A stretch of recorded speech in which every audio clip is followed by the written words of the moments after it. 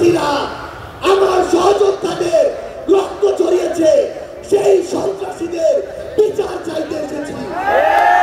আমরা এই অন্তর্বর্তীকালীন সরকারের কাছে মৌলিক সংস্কারের নিশ্চয়তা চাইতে এসেছি। আমরা আমাদের অসহায় শহীদ পরিবারগুলো, একমাত্র অবলম্বন হারানো শহীদ পরিবারদের পুনর্বাসন চাইতে এসেছি। আমরা আমাদের আহত যোদ্ধাদের তাদের প্রয়োজনীয় চিকিৎসা নিশ্চিত করার অধিকার চাইতে এসেছি। আমরা আজকে এই মঞ্চে স্পষ্ট করে বলতে চাই, ওই ৭২-এ যে সংবিধান একটা দলের সংবিধান ছিল, যে সংবিধানের ড্রাফট আরেকটা দেশ থেকে পাস হয়ে এসেছে, সেই মুজিববাদী সংবিধান এই বাংলাদেশে আর আমরা থাকতে দিতে পারি না।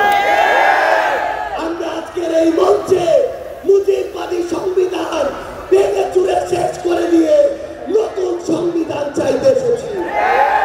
সংগ্রামী সহযোদ্ধারা, আমাদের যে লড়াই, এই লড়াই শুধু ২৪-এর জন্য লড়াই না।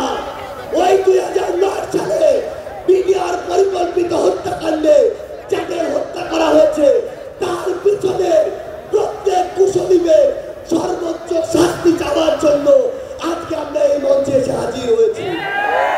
ওই শাপলা চত্বরে ১৩ সালে যাদেরকে নির্মমভাবে হত্যা করা হয়েছে, তাদের পিছনে যারা কাজ করেছিল, সে সকল খুনিদের বিচার চাইতে আজকে আমরা এই মঞ্চে এসে দাঁড়িয়েছি।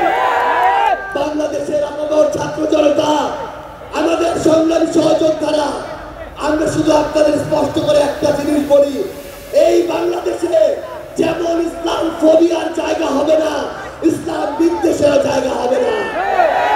এই বাংলাদেশে আমরা যেমন কোন জঙ্গিকে দাঁড়াতে দিব না, তেমনি কোন জঙ্গি নাটকও করতে দিব না।